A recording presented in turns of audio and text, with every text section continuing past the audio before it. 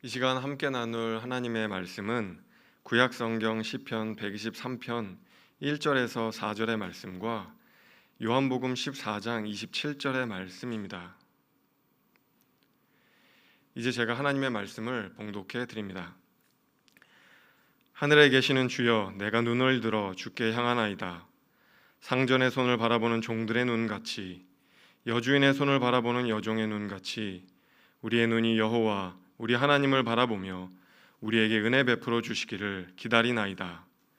여호와여, 우리에게 은혜를 베푸시고 또 은혜를 베푸소서. 심한 멸시가 우리에게 넘치나이다. 안일한 자의 조소와 교만한 자의 멸시가 우리 영혼에 넘치나이다. 평안을 너희에게 끼치노니 곧 나의 평안을 너희에게 주노라. 내가 너희에게 주는 것은 세상에 주는 것과 같지 아니하니라. 너희는 마음에 근심하지도 말고 두려워하지도 말라. 아멘.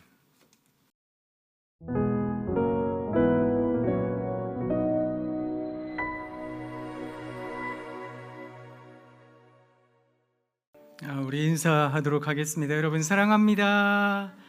사랑합니다. 사랑합니다. 조금 민망하긴 하지만 우리 앞뒤 옆에 계신 분들을 바라보며 한번 힘내보시면 좋겠는데요. 무더운 여름철 잘 나고 계십니다. 참 훌륭하세요 라는 뜻을 담아서 감탄하도록 하겠습니다. 우와, 이야. 네. 오늘이 추분이라는데 가을로 접어들었다는데 이게 믿겨지지는 않는 것 같습니다. 지난 밤은 잘 주무셨어요? 요사이 얼마나 더운지 이게 밤이야 낮이야 이런 생각이 들 정도니 그동안 여러분 참 고생 많이 하셨다 그런 생각을 합니다.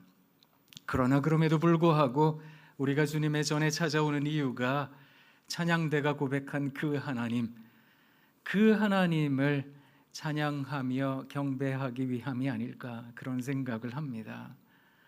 우리들 모두에게 하나님 주시는 평강이 가득하길 원합니다. 그런데 우리가 세상 살며 날마다 기적의 하나님을 경험한다면 얼마나 좋겠습니까? 기적이 일상이 되는 삶을 살면 참 좋겠다 그런 생각을 하곤 합니다. 하지만 우리네 삶에 어려운 점도 많고 힘겨운 점도 많아 눈물 마를 날이 없고 입에 한숨이 가득한 날이 가득하며 참 어렵습니다, 힘겹습니다 할 때가 많은 것 같습니다. 심리학자 가운데 알프레드 애들러라는 사람이 있습니다. 우리 사회에는 미움받을 용기라는 책으로 잘 알려져 있는 심리학자이기도 한데 이 사람이 인간이라는 존재에 대해서 한마디로 딱 정의를 내리곤 합니다. 그게 뭔가 하면 사람은 콤플렉스 덩어리라는 겁니다. 인간이라는 존재는 그의 마음속에 어떤 내적 욕구가 자리하고 있는데 사람이라는 존재는 그럴 수밖에 없는 존재다 그렇게 이야기를 합니다. 사람이 태어나면서부터 경험을 가집니다.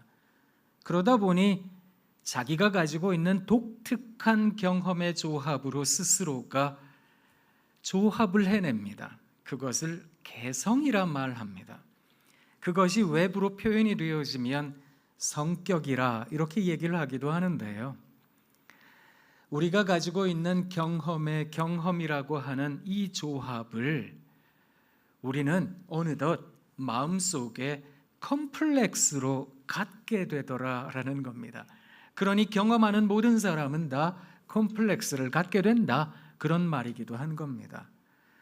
컴플렉스라고 하는 단어는 복잡하다 이런 뜻인데 이것이 우리 마음속에는 하나의 운동력으로 나타난다는 겁니다.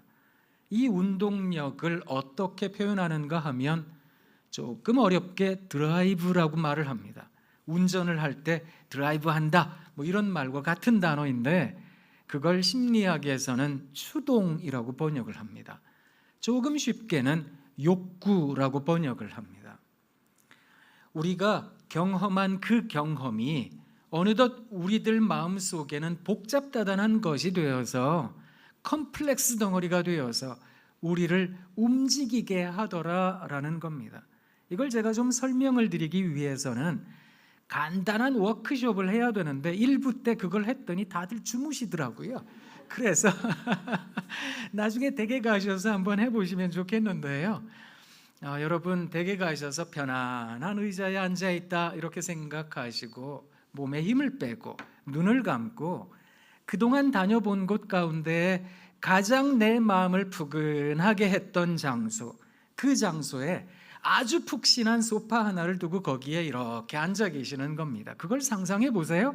그리고 나서 내가 생각할 수 있는 가장 오래된 기억 중에 가장 강렬하게 느껴지는 기억, 경험들을 한번 떠올리시면 되겠습니다.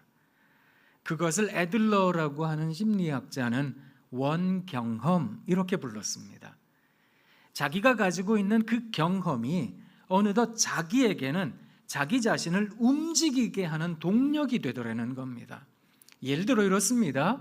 여러분이 만약에 그 경험이 즐겁고 좋은 경험이잖아요. 그러면 우리는 그 경험을 또 하고 또 하려 들 거라는 겁니다. 만약 좋지 않은 경험이다라고 한다면 절대로 그런 경험하지 않을 거야 라는 마음으로 그런 모든 안 좋은 경험들을 회피하기 위해서 우리는 노력에 노력을 거듭할 거라는 겁니다. 예를 들면 이렇습니다. 만약 여러분이 어린 시절에 강렬하게 가지고 있는 기억 가운데 누군가가 돌아가셨다, 누군가가 아프다 이런 장면이 떠올려지신다라고 한다면 그분은 살아가면서 누군가를 살리기 위해, 아니 자기 자신의 생명을 보존하기 위해 굉장한 노력을 기울일 거라는 겁니다. 혹은 어떤 위치에서, 그러니까 옥상에서 떨어져 본 어떤 그런 강렬한 경험이 있는 사람은 나는 절대로 어떤 자리에서 추락하지 않을 거야, 내가 하는 일에는 모든 일들에 다 완벽하게 성취해야 돼, 이것을 확대적으로 해석해서 스스로의 삶을 그렇게 움직여갈 거다라고 얘기를 하는 겁니다.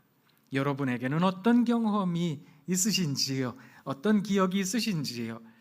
최근의 경험 가운데 그런 적나라하기도 하고 또는 대단히 강렬하다라고 여겨지는 그런 기억이 있다 할지라도 그것이 내 삶을 움직이게 하는 아주 중요한 드라이브, 에너지가 되더라, 이런 이야기를 하기도 하는 겁니다. 그런데 이런 자기가 간직하고 있는 심리 내부에 자기 자신을 움직이게 하는 힘, 에너지, 이것이 그 하나만 존재하는 것이 아니라 우리가 이 세상 살아가다가 보면 사실 이 사람도 만나고 저 사람도 만나잖아요. 인간은 사회적 존재니까, 관계적 존재니까. 그러다 보니까 아무래도 눈치 보는 일들이 있더라는 겁니다. 비교하는 일들이 생기더라는 겁니다. 그리고 옆에 있는 사람들이 잘한다 잘한다 잘한다 하면 칭찬은 고래도 춤추게 하는 거잖아요. 그러니 미친 듯이 어떤 일을 하기도 합니다. 옆에 있는 사람은 나를 어떻게 생각할까? 저 사람들은 나를 무엇이라고 평가하는 것일까? 이것 때문에 우리가 막 삶을 살아가고 움직이기도 하더라라는 것입니다. 우리는 어떤 조직에 들어가서 생활합니다. 사실 그걸 직장이라고 얘기를 하기도 하는데요. 혹은 어떤 모임이라고 말하기도 합니다. 어떤 조직체이건 그 조직에 들어가게 되면 우리는 그 조직에서 수행하라고 하는 것을 해야 합니다. 그걸 잘 수행해내면 상을 주지요. 그걸 잘 못하면 도태되어지거나 축출되어집니다. 그렇기 때문에 어떤 조직에 들어가건 어떤 체제에 살건 간에 우리는 그것을 순응하며 잘 살아갈 수 있도록 종용받을 때가 참 많더라는 겁니다. 그러다 보니까 이게 내적인 부분에서의 어떤 활동력이 되었건 아니면 외부의 상황에 의해서 내가 그렇게 움직여지건 간에 우리는 스트레스를 받는 사람들이다라는 겁니다. 어쩌면 오늘 우리 덕수 예배당에 오신 여러분, 밝은 마음과 가벼운 발걸음으로 이곳에 오셨다면 참 감사한 일입니다. 그런데 우리 가운데에는 무거운 마음을 가지고 오신 분들도 있으실 겁니다. 하나님 도대체 뭐 어떻게 하라고요? 아니 도대체 이 상황에서 내가 뭘 해야 될까요? 교회 가면 뭐 좀 들을 만한 게 있을까요? 이래 가지고 오신 분도 있으실 겁니다. 삶이라고 하는 것을 살아가다가 보면 참 못내 무겁다, 어렵다라는 생각을 우리가 할 때가 많은데 우리 스스로를 봐도 상황을 봐도 우리는 참 많은 부분에서 부담감을 느끼는 존재임에는 분명한 것 같습니다. 사람들은 부담감을 갖게 되거나 스트레스를 받으면 어떻게 행동할까요? 아무래도 생각할 수 있는 첫 번째 대응 방식은 어떻게 하든 내가 견뎌야 되겠다, 참아야 된다, 이런 생각을 한다는 겁니다.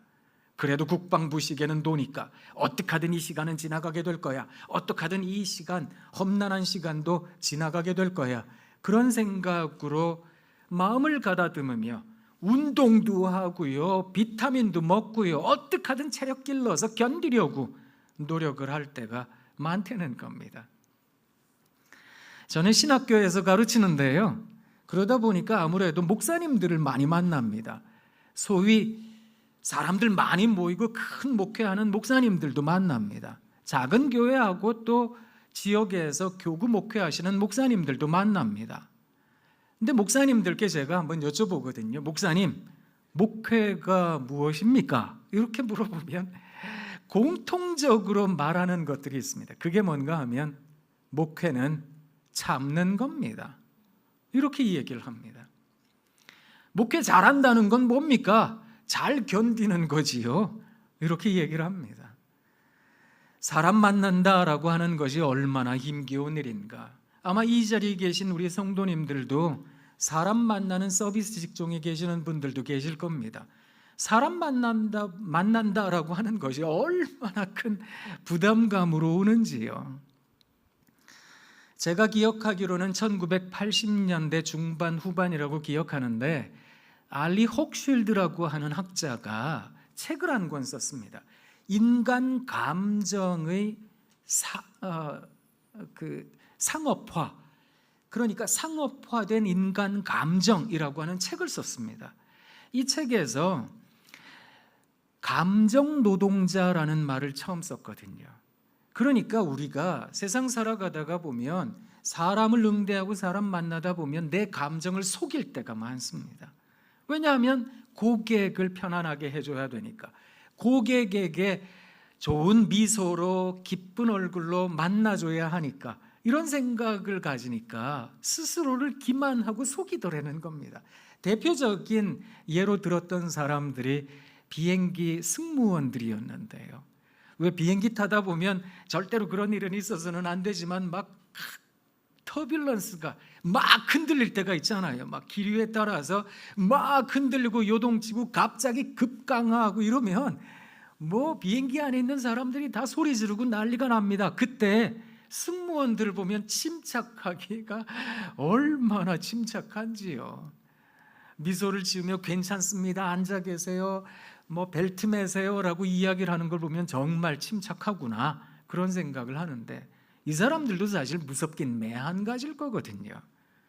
근데 사람들 만난다라고 하는 사실에서 우리는 어떤 지속적인 부담감과 어려움을 가질 때가 참 많다, 이런 생각합니다. 그러나 그때 어떻게 해야 될까요? 어떻게 하든 견뎌야 된다고 생각을 하는 겁니다.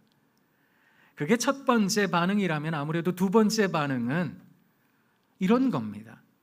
여행을 한번 생각해 보는 거지요. 오늘도 뵈니까 여러분들이 휴가를 가셨던데요. 휴가에서 또 온라인으로 예배 드리시는 분들도 계실 텐데, 여러분 휴가 떠나는 거 생각하면 기분 좋지요. 내가 이 일상에 다람쥐 쳇바퀴 돌듯 하는 이 부담감 가는 이 스트레스 사는 그 상황에서 좀 벗어나서 여행 갈 수 있다. 이거 얼마나 대단한 겁니까? 그죠? 그러니까 우리는 여행을 꿈꿉니다. 직장에서 스트레스를 많이 받는 40대, 50대 남녀를 불문하고 즐겨보는 텔레비전 프로그램이 있답니다. 나는 자연인이다. 그 프로그램을 보면서 난 저 숲속에 가서 살고 싶은데 나도 저 산속에 들어가 살고 싶어, 이런 생각을 가끔 하곤 합니다. 제가 여러분들에게 글 하나를 좀 읽어드릴 텐데요, 다산 정약용 선생의 글 하나 읽어드리겠습니다. 정약용 선생은 우리가 살고 있는 남양주 두물머리에서 태어난 분이지요. 아버지가 정재원이라는 분인데, 이분이 왜 영조 때 사도세자가 뒤주에서 죽었잖아요. 그리고 나서 정치란 무엇인가, 과연 인생이란 어떤 것인가 신물을 느낀 이분이 낙향합니다. 그래서 두물머리 인근의 남양주 그쪽에 살게 되었는데, 그 이듬해에 아들을 낳았는데 아들이 정약용입니다. 그래서 그 아들의 아호, 어릴 때 호를 귀농이라고 불렀습니다. 너는 자라서 고향에서 농사 짓는 그런 좋은 사람 되면 좋겠다, 그런 뜻에서 귀농이라고 부르기도 했는데요. 그래서일까요? 이 사람이 정말 이분도 정치적으로 사회적으로 정말 볼 꼴 못 볼 꼴 다 본 분 아니겠습니까? 그러다가 긴 세월 유배도 가게 되었던 분입니다. 이분이 71살이 되었던 오대익공에게, 이분이 병조판서였거든요. 오대익 오대식 목사님이 생각이 나는데 우리 오 목사님 잘 지내고 계시겠지요? 그저 여러분 많이 기도해 주시면 좋겠습니다. 이 오대익공에게 생신을 맞이해서 그분에게 대감께서는 이런 복이 있으시면 좋겠습니다 라는 뜻에서 글을 하나를 줬는데 한번 들어보시면 좋겠습니다. 열복, 그러니까 아주 뜨거운 복이라는 뜻입니다. 열복은 외직에 나가서는 대장군의 깃발을 세우고 관인을 허리에 두르며 노랫소리와 음악소리를 버려놓고 여자를 끼고 놀며, 내직으로 들어와서는 높은 수레를 타고 비단 옷을 입고서 대궐문으로 들어가 묘당에 앉아 사방을 다스릴 계책을 듣는 것을 일러 열복이라 합니다. 이게 당시 사내들이 꿈꾸던 그런 복인가 봅니다. 근데 요사이는 이런 꿈을 꾸면 돌 맞습니다. 근데 이 열복이 아니라 청복을 이야기하는데 푸르고 맑은 복입니다.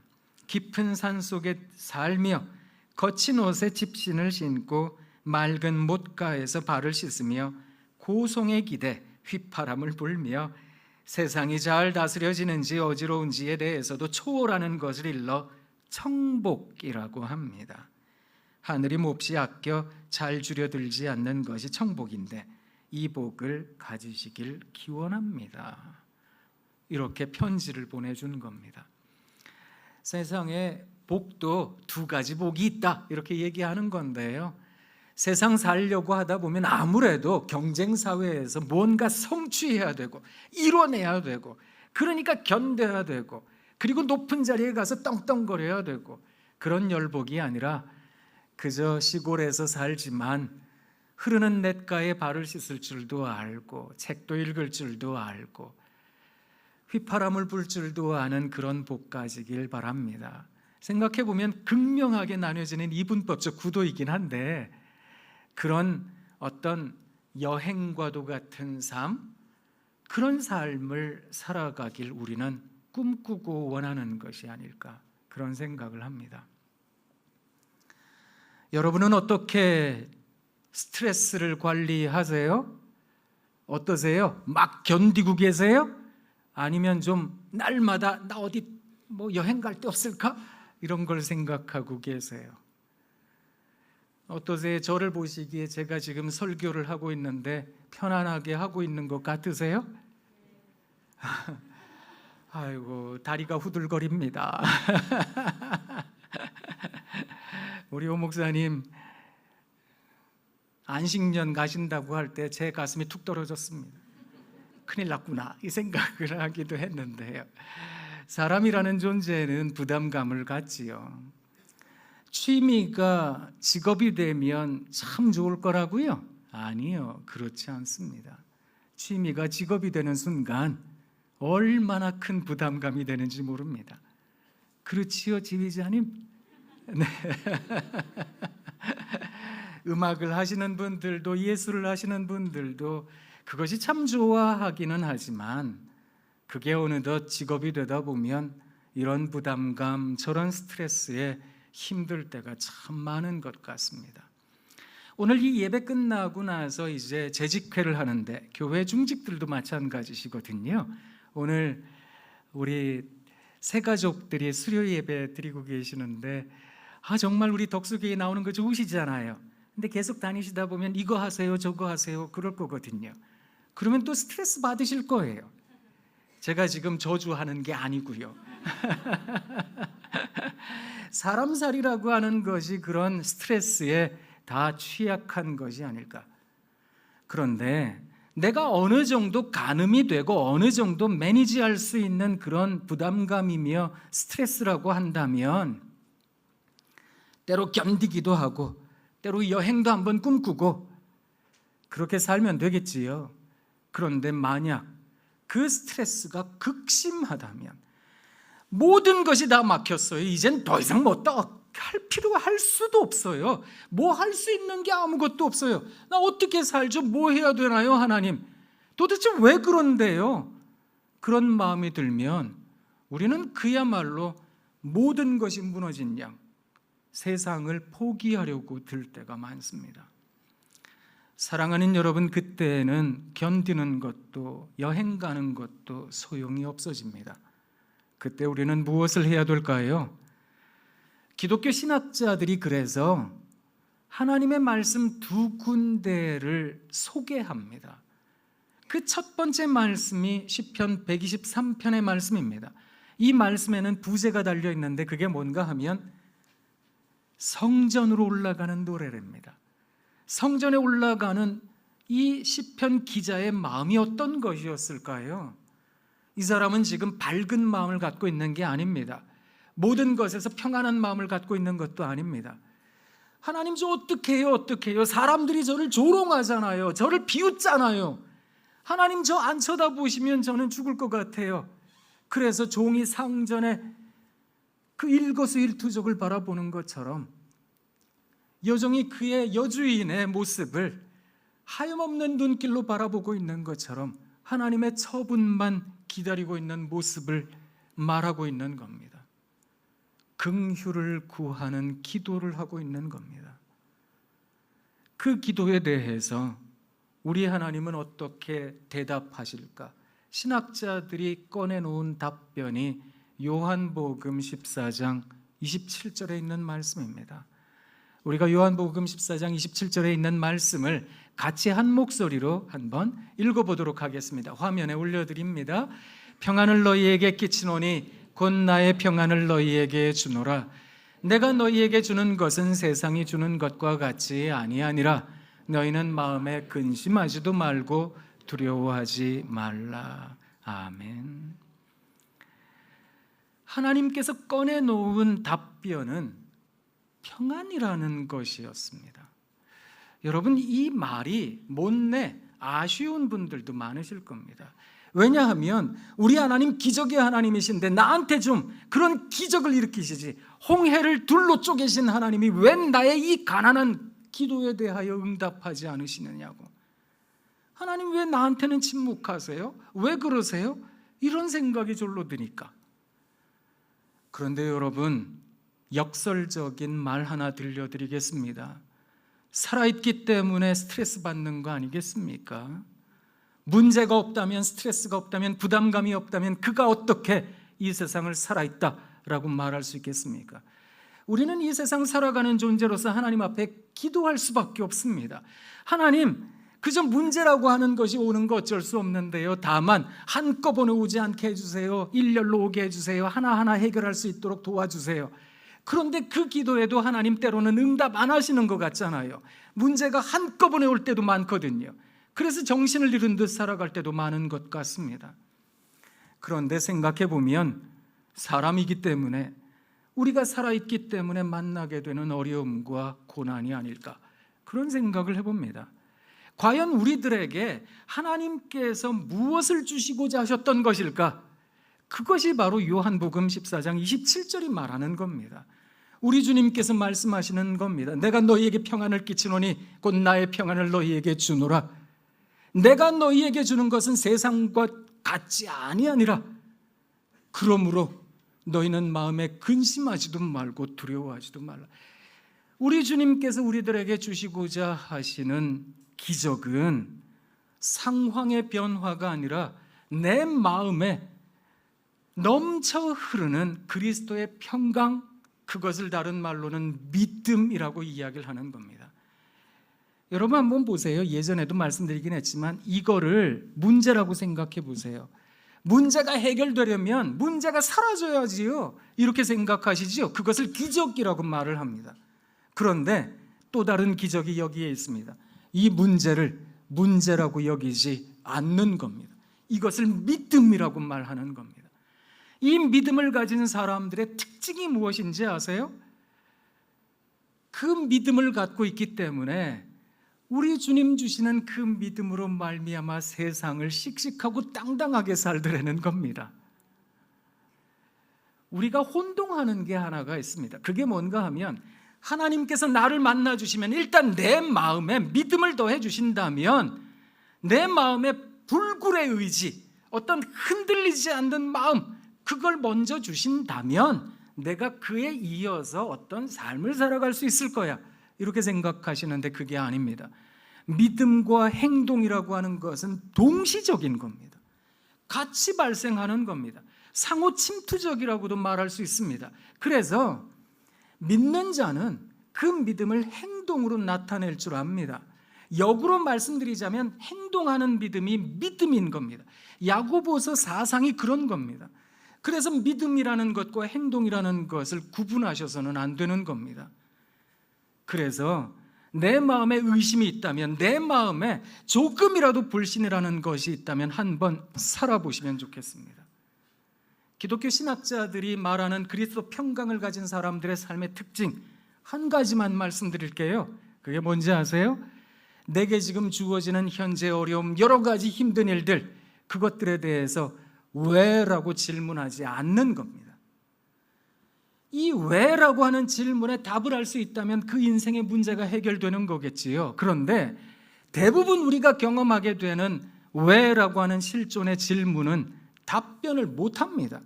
왜 내가 그런 일에 휘말려야 되는데요? 내가 왜 그런 사기를 당해야 되는데요? 내가 왜 그런 사건에 휘말려야 되는데요? 내가 왜 그런 사고를 당해야 되는데요? 왜라는 질문을 하게 되면 내 마음의 불안이 극심해집니다. 오히려 자기 자신에 대하여 절망하고 부정하고 싶은 생각들이 드는 겁니다. 왜라는 생각을 하기 이전에 그럴 수 있는 거라고, 인생은 그런 거라고, 이것을 수용합니다. 그리고 나서 현재를 살아갑니다. 조금 아재 개그 같은 얘기긴 하지만 여러분, 세상에서 중요한 금이 세 가지가 있대요. 첫 번째 금이 뭐냐 하면 황금, 반짝반짝하는 황금. 두 번째 금이 뭐냐 하면 음식의 맛을 내는 소금. 세 번째 금이 지금이랍니다. 근심하고 두려워하게 되면 나의 현재가 사라져버립니다. 그 걱정으로 내 현재를 가득 채우고 있으니까 내 옆에 누가 있는지, 내 옆에 어떤 사람이 있는지, 무슨 일이 있는지 아무것도 안 들리고 아무것도 안 보이고 나는 오로지 근심만 하는 인간이 됩니다. 그건 믿음이 없는 겁니다. 바로 그때 사람은 괴로울 수 있는 거지, 병 걸릴 수도 있는 거고, 그렇지 실패할 수도 있는 거지. 그리고 지금을 누리실 수 있으셔야 됩니다. 그렇게 누려보십시오. 지금 당장엔 내 마음에 평안이 없는 것 같지만 그렇게 누려보기로 작정하고 살아내면 믿음이 내게 강물처럼 흘러갑니다. 믿음과 행동은 같이 가는 거기 때문에 그렇습니다. 그래서 한번 살아보는 겁니다. 씩씩하고 당당하게 쥐뿔 가진 거 아무것도 없는 인생일지라도, 사람들이 나를 비난한다 할지라도 괜찮습니다. 저 한번 살아보지요 뭐 하고 살아가 보는 겁니다. 예전에도 한번 말씀을 드렸습니다만 동방교회에서 성경 다음으로 많이 읽는 그리스도인들은 이렇게 살아야 됩니다라고 하는 책이 있습니다. 그 책이 요한 클리마쿠스의 거룩한 등정의 사다리입니다. 클리마쿠스라고 하는 말은 사다리라는 뜻인데요. 사다리의 요한이라는 성자가 한 계단 한 계단 사다리를 올라가는 그리스도인들은 어떤 삶을 살아야 될까? 그것을 말해주고 있는 책입니다. 그 책과 함께 서방교회에서 아주 중요하게 여겨졌던 책이 존 버년이라는 사람이 쓴 철로역정입니다. 그 철로역정에는 크리스찬이라는 사람이 등장하는데 이 사람이 여러 가지 탐심의 유혹, 여러 가지 이성의 유혹, 물질의 유혹 이런 것을 물리치고 이제 하나님의 나라로 철로역정을 걸어가는 겁니다. 그런데 어떤 에피소드 하나가 있었는지 아세요? 이 사람이 막 괴로움 가운데도 주님만 바라보고 막 앞으로 걸어가고 있었대요. 그런데 보니까 너무너무 괴로운 마음인데 오른쪽에 보니까 꽃밭에 꽃들이 너무 예쁘더래요. 아니야, 내가 저런 것에 눈을 둘 수는 없지. 그러면서 계속 괴로워하면서 앞으로 걸어가는 겁니다. 너무너무 배가 고파서 정말 죽을 것 같았어요. 그런데 어떤 아이들이 오더니 빵과 물을 갖다 줘요. 이런 유혹에 내가 빠져서도 안 되지. 앞만 보고 걸어갔대요. 그리스도인의 삶은 언제나 고행과도 같고 수행과도 같은 거야. 그리고 앞만 보고 걸어갔답니다. 그러다가 보니까 어떤 마을에 이르렀는데 사람들이 막 찬송을 하면서 춤을 추고 있더래요. 내가 저런 유혹에 빠져서도 안 되지. 앞만 보고 갔대요. 천국에 이르는 크리스천이 하나님을 만났습니다. 하나님을 만나니까 그동안 억울했던 일들이 다 생각이 나니까 이 사람이 막 닭똥 같은 눈물을 막 흘렸대요. 하나님 어디 계셨었어요? 제가 힘들 때 어디 계셨었어요? 저 웬 그냥 내버려 두시고 방치해 두셨어요? 하나님께 하소연했더니 하나님께서 이 그리스도인에게 이렇게 말씀하셨대요. 네가 너무 힘들 때 너의 마음에 그저 자그마한 위로가 되라고 내가 꽃밭을 거기에 뒀는데 너 그냥 무시하고 가더라. 네가 너무 힘들고 어려울 때 그저 조촐한 한 끼 식사라도 하라고 아이들을 보냈더니 너 그냥 그 아이들을 무시하고 가더라. 너 많이 힘들고 어려울 때 너 옆에 사람들이 있다고 같이 찬송하는 사람들을 붙여줬더니 네가 다 무시하고 그냥 가더라. 왜 너는 누리지 못했니? 어쩌면 우리가 세상 살아가며 삶의 소소한 부분에서 하나님께서 우리들에게 지금 허락하고 계시는 기쁨이 있을 텐데 그 기쁨을 두려움과 근심으로 가득 채울 때가 너무나 많다는 겁니다. 어떠세요? 혹시 여러분 돈에 발목 잡혀 계시진 않으세요? 건강에 발목 잡혀 계시진 않으세요? 저희 애들이 너무너무 가고 싶어하는 햄버거 집이 있더라고요. 제가 협찬 받은 적도 없는데 이름을 밝히자면 쉑쉑버거라는데요. 저는 그렇게 비싼지 몰랐어요. 내 식구가 가서 먹었는데 5만 원이 넘게 나왔어요. 이게 요리네? 햄버거인 줄 알았는데 이런 생각했거든요. 그거 먹을 줄도 알아야지요. 그거 먹으면 아이고 건강에 안 좋을 텐데 난 그런 거 못 먹. 그러면 애들과 대화를 못 하시는 겁니다. 저희 학교에서 교수들이 모여가지고 차를 마시는데 다 뜨뜻한 차를 마셔요. 그러면서 찬 거 먹으면 암 걸려 막 그러더라고요. 저 혼자 아이스 아메리카노 먹고 있는데 아니 이것도 먹고 저것도 먹을 줄 알아야죠. 살아가면서 하나님께서 우리들에게 누리라고 말씀하신 것들에 대해서 자유로움을 갖고 한번 살아볼 필요도 있는 거 아니겠습니까? 제가 여러분들에게 나쁜 거 드세요, 안 좋은 거 잡수세요 그렇게 말씀드리는 것이 아니라 거기에 내 마음을 송두리째 빼앗겨버려서 지금을 못 사는 겁니다. 그게 안타깝다는 겁니다. 사랑하는 여러분, 우리 주님께서 이 땅에 오셨지 않겠습니까? 저 멀리에서 우리더러 너 그렇게 살아 라고 말씀하시는 것이 아니라 하나님께서 이 땅에 오셔서 인간이 경험할 고통을 경험하시고 아니 그보다 더한 십자가의 고통을 경험하시고 그리고 우리들에게 말씀하시는 겁니다. 평안을 너희에게 준다고요. 그 평안이 무엇일까요? 여러분 기적이 이루어지고 이루어져도 인간에게 또 문제가 오는 거 아니겠습니까? 죽기 전까지는 늘 문제 연속인 거거든요.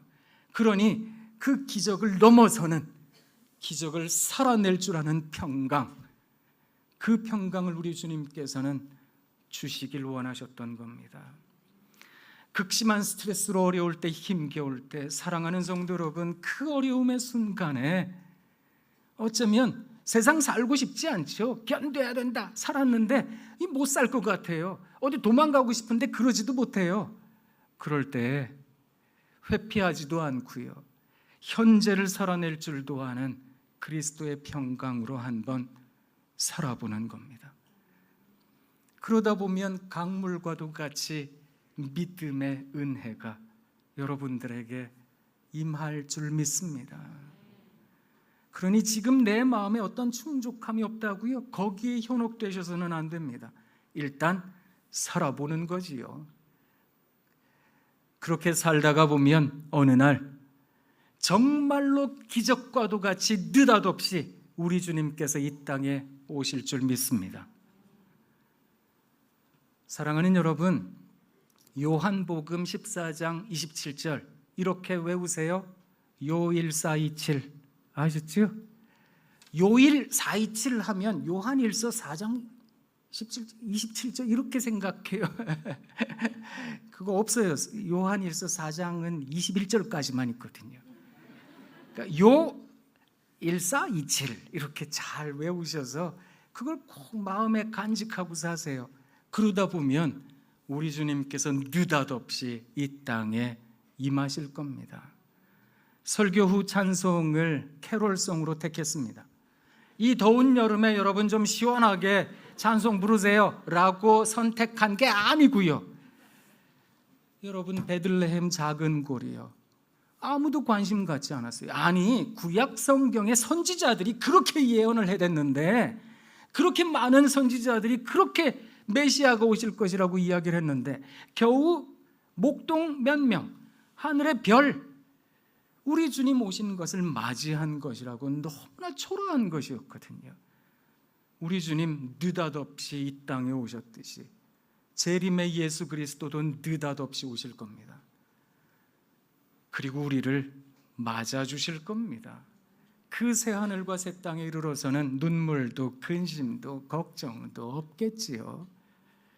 그 세상 바라보며 오늘 하루를 성실히 살아내는, 씩씩하게 살아내는 우리들에게 우리 주님께서 그런 느닷없는 축복을 전해주실 줄 믿습니다. 여러분 사랑합니다. 사랑합니다. 사랑합니다. 또 열심히 사세요. 기도하겠습니다. 하나님, 우리 사랑하는 독소 귀한 성도님들, 그럴 수 있지요. 주님, 저 그래도 살랍니다 라고 씩씩한 믿음을 살아낼 줄 아는 그런 좋은 분들로 삼아주시길 간절히 원합니다. 예수님 이름으로 기도합니다. 아멘.